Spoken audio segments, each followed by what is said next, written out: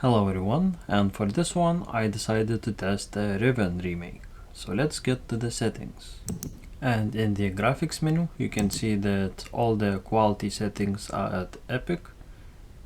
Except for this time I decided not to use super sampling method, which includes either FSR or DLSS.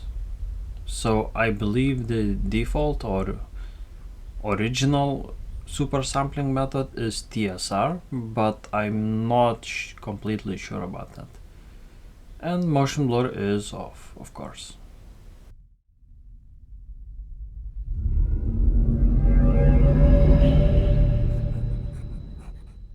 Thank God you've returned. I need your help.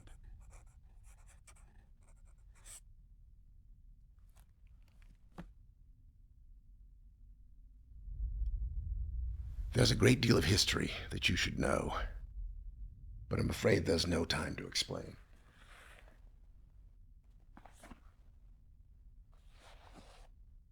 Most of what you'll need to know is in here. And for reasons you will discover, I can't send you to Riven with a way out. But I can give you this. It appears to be a linking book back here to Dunny, but it's actually a one-person prison. It's the only way to capture Gen.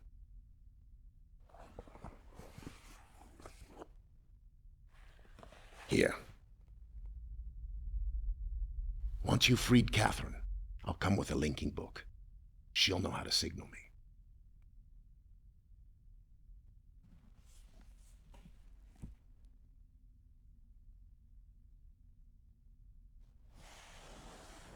There's a very good chance, if all this goes well, that you'll be returned to the place that you came from.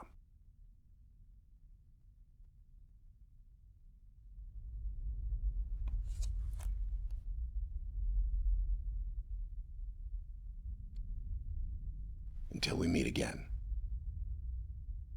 take care, my friend.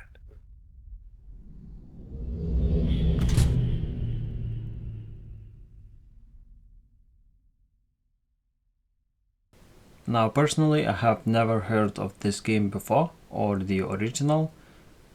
And the original was made in 1997 I think, so it's really old.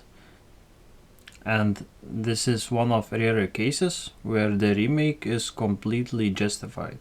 Usually I always prefer the originals over the remakes or remasters, but in this case the original was simply too old. The graphics, the control scheme is just too old to run on modern system and modern controls. Now talking about modern controls, I had small issue with my controller in this game. That's with unlocked frame rate, the left thumbstick smoothness or speed depends on your frame rate. So in some areas you get way higher FPS and the speed of your thumbstick becomes way faster, and it's not ideal. So for normal gameplay I would recommend locking the frame rate, but since this is a benchmark video I unlocked it, of course. And another dilemma that I had before testing this game is whether I should use DLSS or implemented TSR or whatever it uses at native.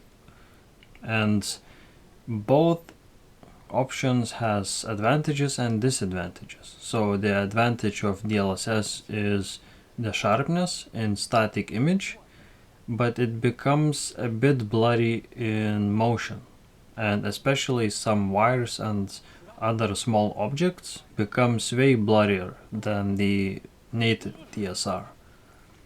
And with native TSR the image is not as sharp, but it's way more stable, so it really depends what you're sensitive to.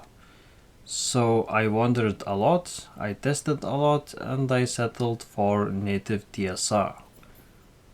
But of course with native TSR or native 4K, whatever you want to call it, the FPS is way lower. So with DLSS at quality I get roughly 107 FPS instead of 67 with TSR, which makes it about 60% faster with DLSS at quality. So it really depends on your hardware and on your needs, and whether you are sensitive more to motion clarity or just overall sharpness of the image. So if performance is not an issue, I would probably recommend using TSR or native 4K in this case, and not using any DLSS. It's a shame a bit that this game doesn't have DLA. I think it would be perfect solution for this one. And about the gameplay, I was playing for the very first time while recording it, so please keep that in mind.